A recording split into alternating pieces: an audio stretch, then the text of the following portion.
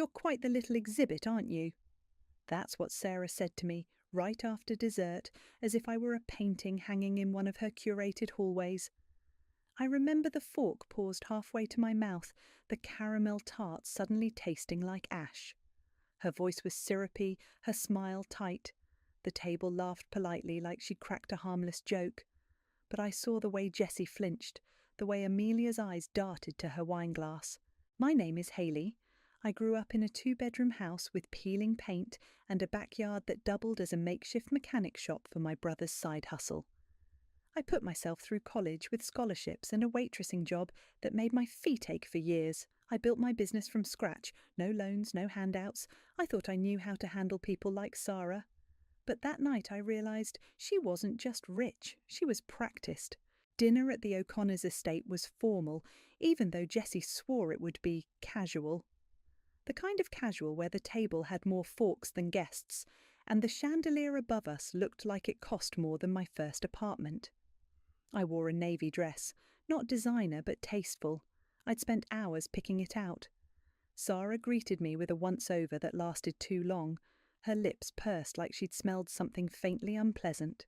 "You look sweet," she said, then turned away before I could respond. Jessie squeezed my hand under the table as we sat.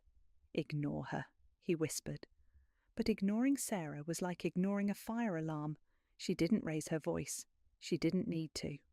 "So, Hayley," she said after the first course, "what is it you do again? Something with candles?" "Custom home fragrances," I said, smiling. "We just signed a contract with a boutique hotel chain." "Ah," she said, eyes flicking to Jessie. "So entrepreneurial. That's adorable." Amelia laughed. "Mom, stop. You're making her blush." I wasn't. I don't blush easily. I just smiled and took a sip of wine. Sarah continued. "You know, in our family, we believe in protecting what we've built. Legacy, after all, takes generations." Jessie cleared his throat. "Mom, no, no," she said, waving him off. "It's important, which is why we've prepared a small formality for you, Hayley. Just a prenup, nothing dramatic. It simply ensures that the family assets remain secure." I looked at Jessie. He avoided my eyes. "It's standard," he said. "Everyone does it." I nodded slowly. "Of course." Sarah leaned in slightly. "It protects our family. You understand, dear." I smiled back. "Perfectly." Later that night, after the dishes were cleared, and I'd endured 2 hours of being subtly picked apart like a cheap suit, I found myself in the guest bathroom, staring at my reflection. My lipstick was still perfect, my spine still straight, but I felt like I'd been scrubbed raw. My phone buzzed. Malia. "You alive?" she asked. "Barely," I whispered. "They want a prenup." "Of course they do. What's in it?" "Don't know yet, but I'll get it." "Let me look it over when you do," she said. "And Hayley?" "Yeah?" "Don't sign anything until I say so." I didn't listen. Not exactly. 2 days later, Jessie brought over the document. He was nervous, fidgeting. "It's just a formality," he said again. "It doesn't change anything between us." I flipped through the pages slowly. It was thick, overly detailed. They weren't just protecting their money. They were protecting their name, their legacy, their image. I was a liability they were dressing up in pearls. I smiled and signed it. Then I called Malia. "Please tell me you didn't just sign that." "I did." "Hayley?" "But," I said, "I need you to draft something." I heard her pause. "I'm listening. I want a clause, hidden, deep enough they won't notice unless they read it cover to cover, which they won't. Something that triggers if he cheats, if the marriage ends because of him." "What kind of trigger?" "I want compensation, not just alimony. I want full liquidity of 10 years' worth of spousal support and inheritance rights like I'm blood." Malia whistled. "You're playing long game." "I'm not playing," I said. "I'm preparing." She was quiet for a second. Then, "I'll bury it in paragraph 14, subsection B. They'll never see it coming." And they didn't. I signed it with a smile. Jessie kissed my forehead and said, "See? No big deal. But buried in that mountain of legalese was my insurance, my seatbelt for the crash I saw coming. They thought I was just the girl from nowhere, lucky to marry up. A charity case with good cheekbones and no backbone. They had no idea. I don't bluff, I prepare. You weren't invited to the board dinner? Amelia asked it like she was surprised, but her tone said otherwise. She sipped her green juice, perfectly manicured fingers wrapped around the glass like she was holding a secret. No, I said, stabbing my fork into the overpriced kale salad she'd insisted we get. Apparently, it was family only. She blinked. But you are family. I smiled. That's what I thought too. She gave a soft laugh and looked away, pretending to check her phone. I didn't push it. I'd learned by now, when someone like Amelia says family, they don't mean wives, they mean blood. The truth was, I'd been married to Jessie for almost 3 years, and I still felt like a guest in their world. A well-dressed outsider they allowed into photos, but not into decisions. It started small, a charity gala where my name was left off the donor list, even though I'd written a cheque. A family portrait where I was asked to stand, on the end, just for balance. Jessie always brushed it off. They're just used to doing things a certain way. Right, a way that didn't include me. At home, Jessie was still charming, still affectionate in public. But behind closed doors he was distracted. Phone always buzzing. Late nights at the office. Work's crazy, he'd say, kissing my cheek with the same mouth that used to whisper dreams into my ear. Then came the party. It was a fundraiser at the O'Connor's estate. Black tie, overflowing champagne, the kind of event where people air kiss and pretend not to judge each other. I wore a sleek black dress Malia helped me pick out. Jessie didn't even notice. Glad you could make it, Sarah said at the entrance, her smile tight. We weren't sure you'd feel comfortable. I'm always comfortable around family, I said, stepping past her. Inside, the place was buzzing. Waiters floated with trays of caviar and cocktails. A string quartet played near the fireplace. I scanned the room for Jessie. He was near the bar, laughing with a woman I didn't recognise. She was tall, stunning, with a body that said Pilates and a dress that said, I know I'm being watched. Her hand lingered too long on his arm. I walked up casually. Hey, I said, slipping my hand into Jessie's. He jumped slightly. Hayley, you look great. The woman turned to me, smiling like we were old friends. You must be the wife, she said. And you are? Zara, she said. I work with Jessie. We've been pulling some late nights together. He's brilliant. I smiled. He is, and punctual too. Always comes home right after work. Jessie coughed. Zara, this is Hayley.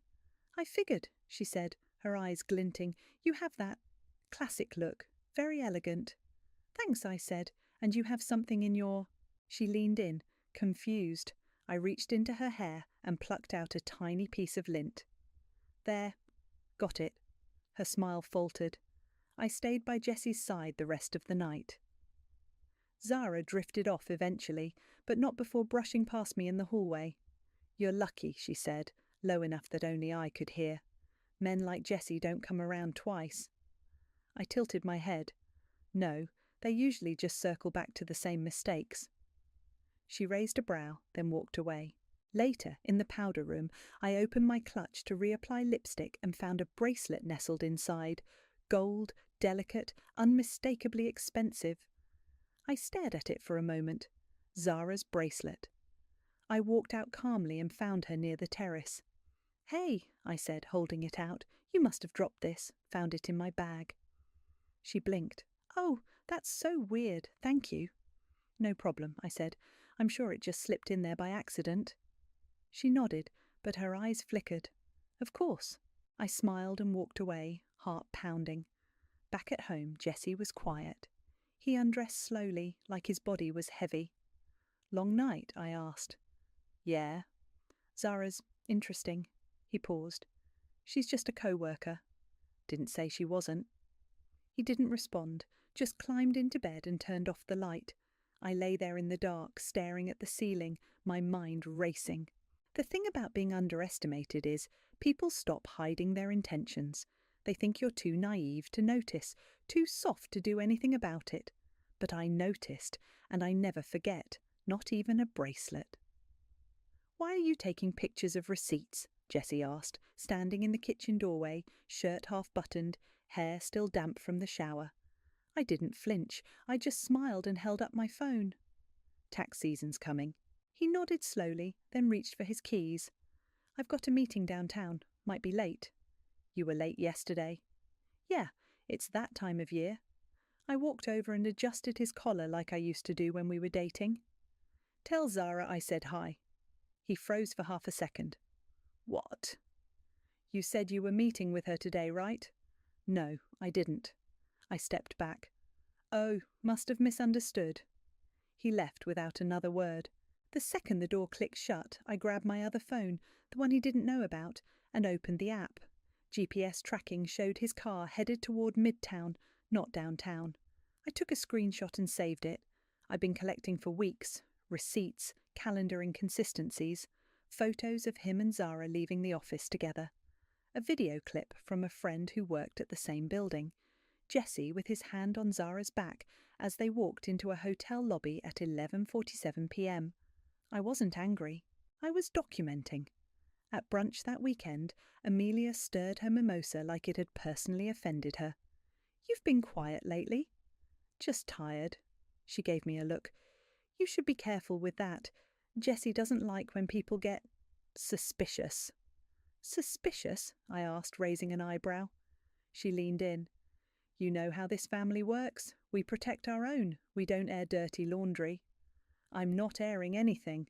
"Good, because dragging Jessie down with your paranoia, it's not very elegant." I smiled. "Neither is cheating." Her face hardened. "You don't have proof." I lifted my glass. "Don't need it. Not yet." She didn't respond, just picked up her phone and started texting furiously.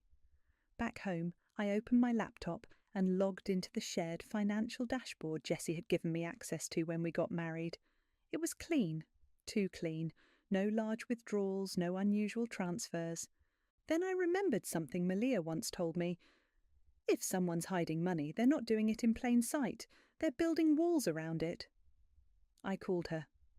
"Hey," she answered, "you sound like you're about to ask me to do something illegal." "Not illegal, just thorough." She laughed. "What are we looking for?" "Trusts, shell accounts, anything that doesn't have my name on it." "Got it. Give me a day." The next afternoon, she called back, voice clipped. "Found something." "Tell me." "He set up a trust 6 months ago. Your name's nowhere near it." I swallowed. "How much?" "High 6 figures, possibly more. He's been moving small amounts regularly. It's smart, quiet, but it's definitely a stash." "Does his family know?" "Doubt it. This looks personal." I stared out the window, watching Jessie's car pull into the driveway. "I need that in writing," I said. "Already sent it to your secure email." I hung up and walked to the kitchen just in time to see Jessie walk in. "Hey," he said, dropping his keys on the counter. "You okay?" "Fine." He kissed my cheek. "You sure? You've been acting weird." I smiled. "Just tired. You know how it is." He nodded and pulled out his phone, typing something quickly. I leaned on the counter. "So, Zara got promoted." He looked up. "What?" "She's now listed as a senior advisor. That's a big jump." He blinked. "Oh, yeah, she's good at what she does." "Did you recommend her?" He hesitated. I might have put in a word. I nodded. "Of course." He looked at me for a second longer, then walked into the living room. I followed, sat on the armrest beside him. "You know, I used to think we were a team." "We are." "No, we're not." He looked up, confused. "What's that supposed to mean?"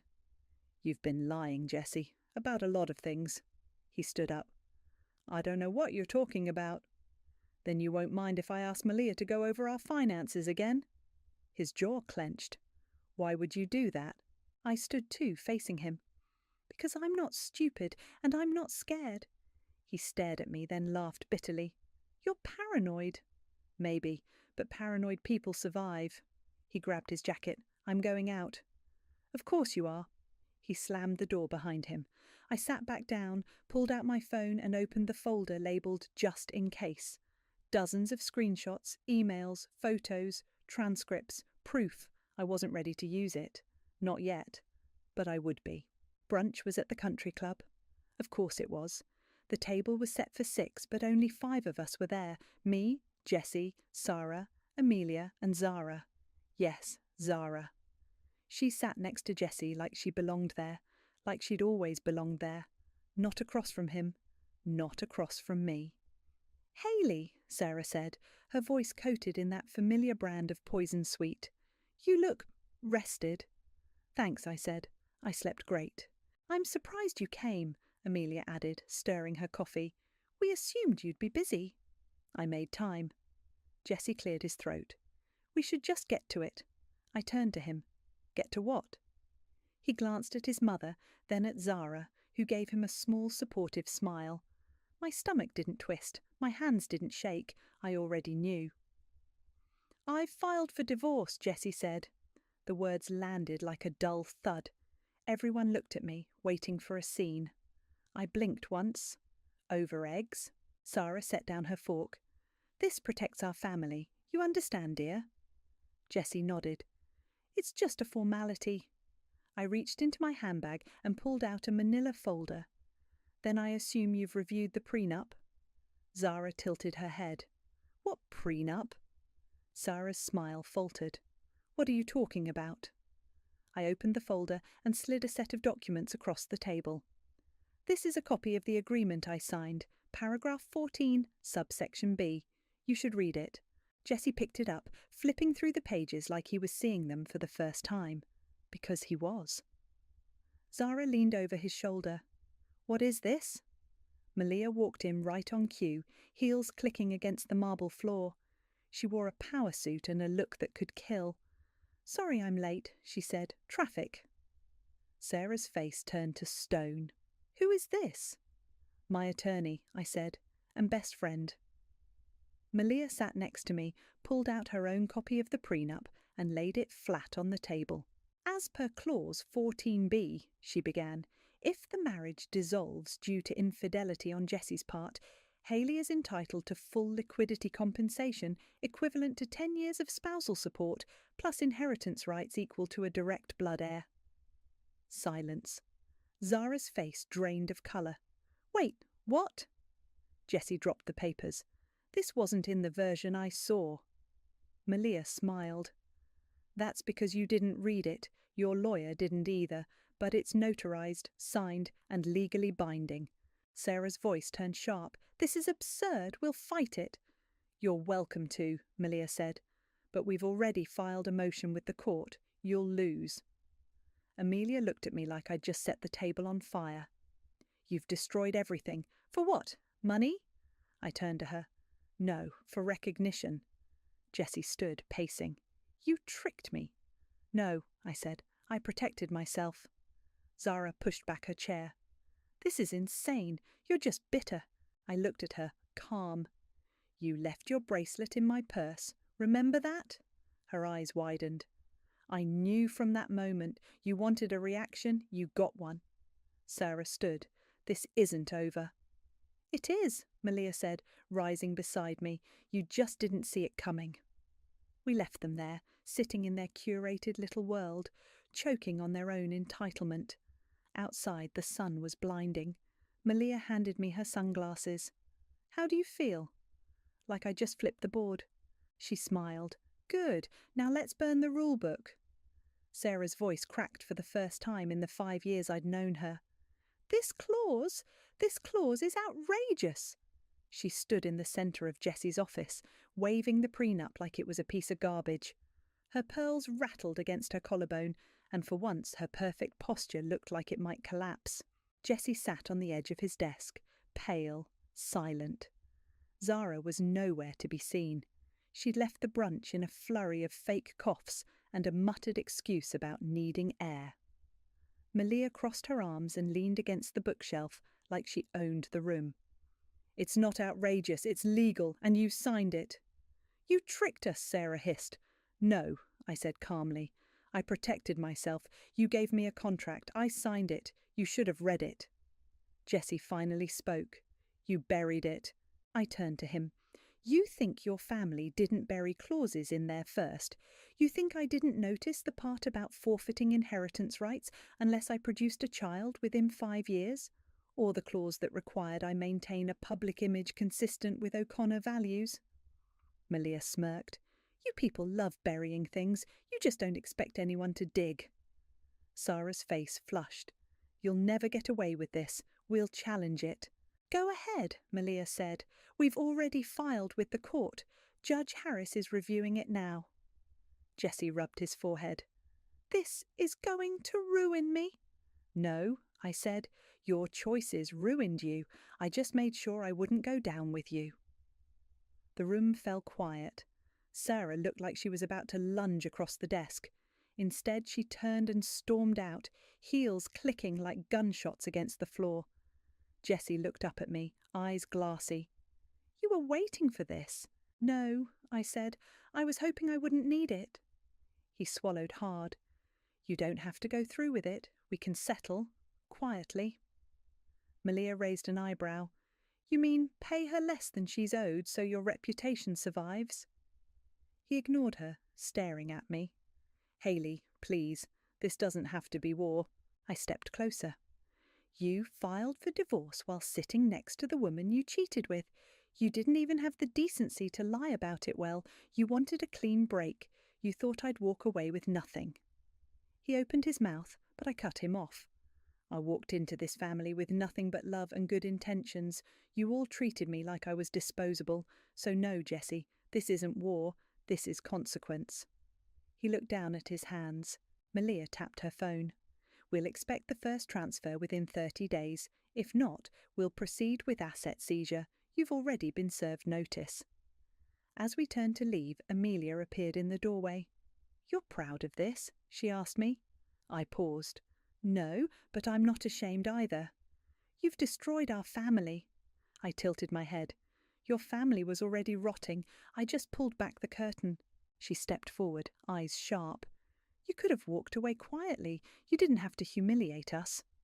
You're right, I said, but you didn't have to humiliate me for 5 years either. She shook her head. You'll never be one of us. Good, I said. That was the point. Back in the car, Malia exhaled like she'd been holding her breath the entire time. God, that was satisfying. I didn't answer. She glanced at me. You okay? I don't know, I said. I thought I'd feel more. You will, she said. Give it time. Right now, you're still in it. We pulled up to my place. I got out, walked up the steps, and paused with my hand on the doorknob. Inside, everything was the same. The couch we picked together, the photo from our honeymoon still hanging on the wall, the vase Sarah gave us as a wedding gift, empty. I walked straight to the closet and pulled out a box I hadn't touched in years. Letters from my mum, old photos, the necklace Travis gave me the day I graduated. I sat on the floor and opened one of the envelopes. My mum's handwriting was shaky, but warm. You don't owe anyone your silence, Hayley. If they try to make you small, remember who raised you. I smiled, tears finally coming. Then my phone buzzed. A text from Amelia. I hope it was worth it. None of us will recover from this. I stared at it for a long time. Then I typed back. I didn't want revenge. I wanted respect. You gave me neither, so I took both. And I hit send. Sarah showed up at my door in pearls and panic. I opened it before she could knock twice. We need to talk, she said, stepping inside like she still owned the air in every room. I didn't offer her a seat. She looked around, nose wrinkling slightly. You're really staying here? It's my home. She turned to face me. This can't go public. The clause, the payout, the divorce, none of it. It'll ruin everything. I leaned against the doorframe. You mean it'll ruin your name? She crossed her arms. We're willing to offer a settlement, quiet, generous. I already have a settlement, court approved. Her jaw clenched. You don't understand what you're doing. No, Sarah, you don't understand who you married your son to. She opened her mouth, but I cut her off. I'm not going to be your family's dirty little secret. I'm not going to disappear just because you're uncomfortable." "You'll regret this," she said quietly. I already regretted staying silent for 5 years. She stared at me for a long moment, then turned on her heel and left without another word. The next day, Jesse called. "I'm sorry," he said, voice low. "I didn't think it would get this far." "You didn't think I'd fight back?" He sighed. "Zara's gone. She took a leave. HR's involved now." "Not my problem. I'm trying to fix this." "You're trying to save face." He didn't deny it. "I'll do interviews," he said. "Say it was mutual, that we grew apart." "You'll say nothing," I said. "You'll stick to the court-approved script and pay what you owe." Silence. "You really hate me, don't you?" "No," I said. "I just finally see you." That week the motions went public. The prenup clause made headlines in legal circles. A few journalists reached out. I ignored the first 3. The 4th one got a reply. She was young, sharp, and smelled blood in the water. "I'm not looking to trash anyone," I told her over coffee, "but I think women should know how to protect themselves." She nodded, recorder already running. "Can I ask why you stayed so long?" I smiled. "Because I wanted to believe love could outlast power. I was wrong." The article dropped 2 days later.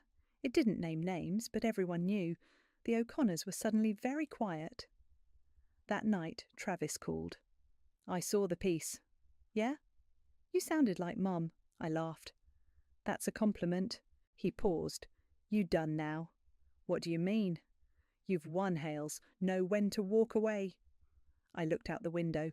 The O'Connors' world was unravelling. Creditors were circling. Zara's ethics complaint was under review. Jesse's company shares dropped after the board heard about the trust fund he tried to hide, and yet I didn't feel done. "I don't know," I said. "Be careful," he said. "Revenge burns clean, but it still leaves smoke." I nodded, even though he couldn't see me. The next morning, I got a call from a private number. I let it go to voicemail. It was Amelia. "I hope you're happy. Dad's health is slipping, and Mum's barely holding it together. You've turned this into a circus. If you ever cared about this family, you'll stop now." I deleted it. Then I sent another anonymous tip to the journalist about the shell companies, the offshore accounts, the way Sarah funneled money through charities to avoid taxes. I didn't need to burn the house down. I just needed to show the matches were always in their hands. The fallout came fast after that. A quiet audit turned into a full investigation. Invitations to galas stopped arriving. Their name, once whispered with reverence, now came with side eyes and questions. I stayed silent. Until I didn't. Malia and I launched our firm that month, Quinn and Hunter Legal Trusts. We specialised in protective clauses for women entering high-value marriages. Our first client was a woman who looked a lot like me 5 years ago, nervous, in love, unsure. I handed her a pen. "You don't need to expect betrayal, just prepare for it." She signed with steady hands, and I finally exhaled. Jessie tried to sell the lake house in secret. I found out on a Tuesday. Malia called while I was slicing strawberries in my kitchen. "He's moving assets," she said. "Fast. The lake house is already in escrow." I set the knife down. "That house is covered under the freeze order." "Not if he claims it was a personal liquidation before the clause was enforced. He's trying to skip around the timeline." I wiped my hands on a dish towel. "Then we go to court." "Already filed the injunction." 3 days later, we were back in the same courtroom where the prenup had been validated. Jessie sat with a new lawyer, someone younger, slicker, desperate. He didn't look at me once.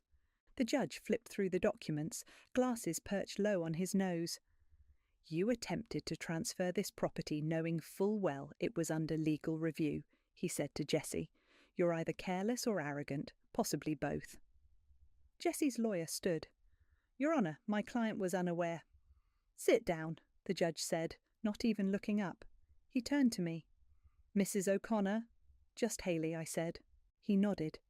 "Haley, the clause stands. The property is yours as part of the settlement. Any further attempts to liquidate assets will be considered contempt." I nodded once. Understood.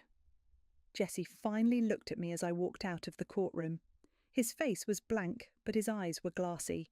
He mouthed something. I didn't stop to read it. That weekend, the O'Connors hosted their annual gala, or tried to. I wasn't invited, obviously, but I knew the time, the place, the dress code. I also knew the creditors had been waiting for the right moment to strike. I didn't go to watch the wreckage. I didn't need to. Instead, I sat with Malia in our new office, sipping wine while our phones buzzed with updates. Creditors served them mid-toast, she said, scrolling. Zara almost fainted. I raised my glass. Cheers. Zara's name popped up next on my screen, a forwarded article from a business blog. Senior Advisor Zara Hill under investigation for workplace misconduct. Malia clicked it open. Looks like someone found the HR complaints. She'll land on her feet, I said. People like her always do, but not in this town. The next day, I announced our firm's official launch on social media. The post was simple. Quinn and Hunter Legal Trusts, built by women, for women, because protection isn't paranoia, it's power. It went viral within hours. I didn't check the comments, I didn't need validation, but I did get a message from Amelia. I hope it was worth it. None of us will recover from this. I stared at the screen for a while, then I typed, "You were never supposed to." I didn't send it.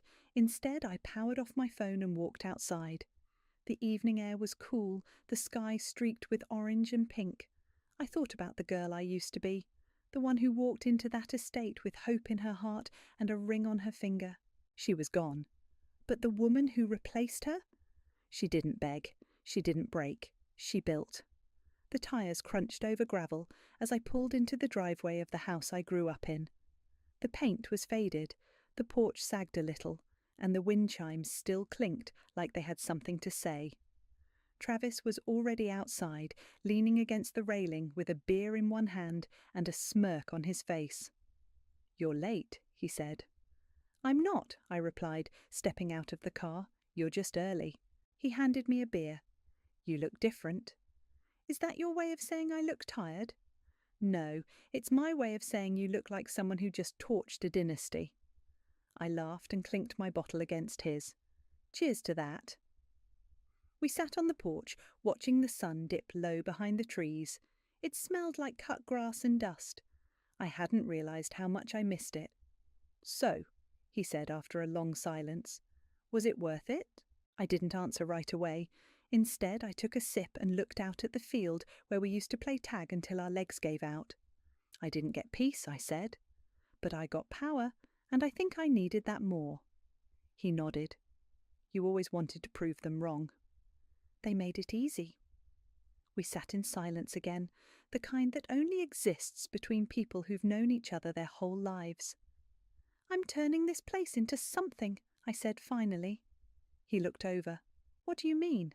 "A shelter. For women, the kind who get talked over, pushed out, told to stay quiet. I've got the funding, just need permits and a contractor who won't ghost me." He whistled. "That's big." "It's necessary," he smiled. "Mum would have liked that." "I think so too." The next morning I met with the contractor on site. He was gruff but honest and didn't blink when I told him I wanted the upstairs converted into private rooms and the garage turned into a legal aid office. "You're not messing around," he said. "No," I said. "I don't do that anymore." After he left, I walked through the house slowly. The wallpaper in the hallway was still peeling. The kitchen sink still dripped, but the bones were good. Just needed care. I stopped in my old bedroom. The walls were bare now, but I could still see the glow-in-the-dark stars I'd stuck to the ceiling as a kid. I sat on the floor and pulled out the folder Malia had given me. Notes, plans, grant applications. There was a knock on the doorframe. I looked up. Amelia stood there. "How did you find me?" "I asked your brother." I stood. "You're not welcome here." "I know," she said. "I just wanted to say something." I waited. "You were right," she said quietly. "About all of it. About us. About Jessie." I crossed my arms. That doesn't change anything. I'm not here to change anything. I wanted you to know I admired it, what you did, even if I hated it. I blinked. You admired it. You walked into our world and beat us at our own game, with a smile. That takes guts. I didn't respond. She took a step back. I won't bother you again. Amelia, I said, stopping her. Why now? She hesitated. Because I thought we were better than we were, and you proved we weren't. I nodded once. Take care of yourself. You too. She left without another word. Later that afternoon, I stood in front of the house again, clipboard in hand, watching as the first crew truck pulled up. A young woman stepped out of the passenger side. She looked nervous, maybe 22, holding a hard hat too big for her head. You the owner? She asked. I am. She smiled. It's cool what you're doing here. Thanks, I said. You're part of the crew. Intern, first project. I handed her the clipboard. Then let's get to work. As the team began unloading tools and supplies, I stepped back and looked at the house one more time. They told me revenge was petty. But no, revenge was precise. And now I build from the ashes.